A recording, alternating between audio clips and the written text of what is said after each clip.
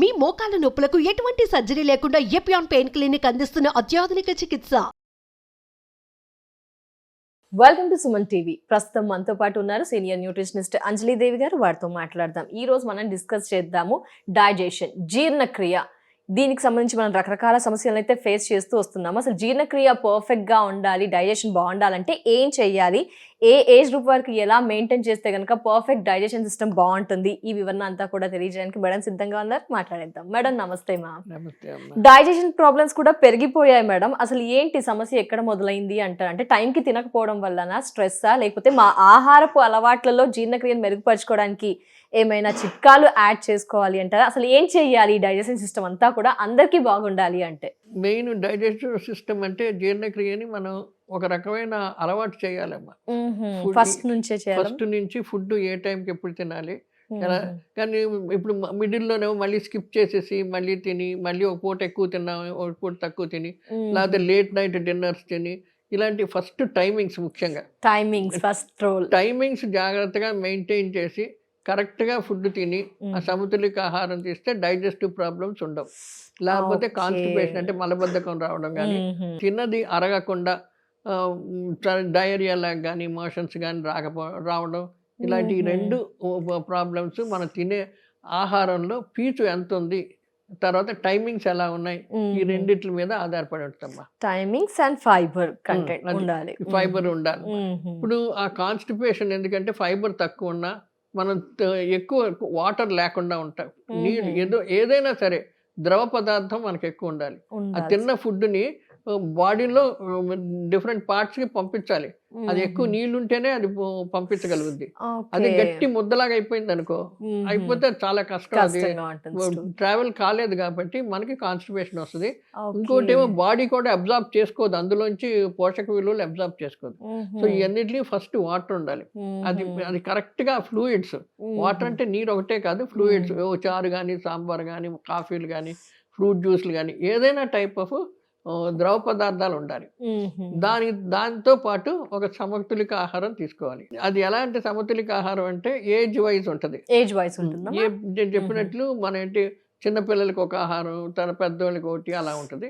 తర్వాత వాళ్ళు చేసే పద్ధతి బట్టి, ఇప్పుడు కొంతమంది అథ్లెట్స్ ఉంటారు, వాళ్ళు ఎప్పుడు కంటిన్యూస్ పరుగెత్తు చేస్తూ అలా ఉంటారు. వాళ్ళ డైట్ ఎలా ఉంటుందంటే వాళ్ళ క్యాలరీస్ ఎక్కువ పెట్టాలి. అంటే గింజ ధాన్యాలు, తర్వాత నూనె, ఇటువంటివన్నీ ఎక్కువ ఇవ్వాలి. మామూలుగా స్టేషనరీ ఒక ఆఫీస్లో ఒక టేబుల్ దగ్గర కూర్చొని పనిచేసే వాళ్ళకి ఇంధనం తక్కువ ఉండాలి, అంటే క్యాలరీ ఫుడ్ తక్కువ ఉండాలి. అలాంటప్పుడు వాళ్ళకి ఏంటంటే డీప్ ఫ్రైడ్ ఫుడ్స్, తర్వాత ఎక్కువ ఫ్యాట్ ఉన్న ఫుడ్స్ అలాంటివి చాలా తగ్గించుకోవాలి. సో ఇది జనరల్ ఇది ఇన్స్ట్రక్షన్స్ అమ్మా. ఇది కాక ఎగ్జాక్ట్గా ఉండవలసింది ఒక సమతులిక ఆహారం. మనకి ఎంత కావాలి ప్రోటీన్స్, ఎంత కావాలి కార్బోహైడ్రేట్స్ మనకి ఎక్కడి నుంచి వస్తాయి, గింజ ధాన్యాలు తగ్గించి, అన్నం, బియ్యం తగ్గించి ఇట్లా వస్తాయి. ఈ బియ్యం కూడా ఏంటంటే ఎక్కువ మరపట్టిన బియ్యం వాడకుండా, సాధ్యమైనంత మటుకు అడల్ట్స్ అయితే బ్రౌన్ రైస్ వాడుకోవచ్చు. మిగతా సీరియల్స్ ఉంటాయి, ఓట్స్ అని, క్వినోవా అని, రకరకాలు, అవి కూడా యాడ్ చేస్తే ఫైబర్ ఉంటుంది కాబట్టి మలబద్ధకం ఉండదు. మనం తిన్న మిగతా ఆహార పదార్థాలు ఆటోమేటిక్గా డైజెస్ట్ అయ్యి అవేమో బాడీలో అబ్జర్వ్ అవుతుంది. ఎప్పుడైతే వాటర్ తక్కువ అయిపోద్దో అవి గట్టిగా ఉన్నప్పుడు బాడీలో అబ్జర్వ్ అవ్వదు. సో అలాగ అది మెయింటైన్ చేయాలి. Yes madam. అయితే ఇక్కడ మనం తినే ప్రస్తుత రోజుల్లో చూసుకుంటే కనుక మంచి మంచి కలర్ఫుల్ ఫుడ్స్ ఉన్నాయి, స్పైసెస్, రకరకాల వెజిటేబుల్స్ ఉన్నాయి, like cabbage, cauliflower, broccoli, capsicum, tomato. ఇందులో పులుపు, చప్పటివి అండ్ చింతపండు రసం వాడుతుంటాము, మసాలాలు వాడతాం, బిర్యానీలు ప్రతి వీక్లీ అయిపోయాయి. ఇవి ఏమైనా మన జీర్ణాశయాన్ని, డైజెషన్ సిస్టమ్ని పాడు చేస్తాయా? ఎక్కువ మోతాదులో తీసుకోవాలా, తక్కువ మోతాదులో తీసుకోవాలి? ఇప్పుడు ఎలా అంటేనమ్మా, ఇప్పుడు మనకి ఎక్కువ స్పైసెస్ అన్నది చాలా ఎక్కువ వాడడం మంచిది కాదు, ఎంత తక్కువ వేస్తే అది. ఇంకొకటి మన శారీరక స్థితిని బట్టి కొంతమందికి అసిడిటీ ఎక్కువ ప్రాబ్లం ఉంటుంది, అలాంటి వాళ్ళకి స్పైసెస్ అసలు వాడకూడదు.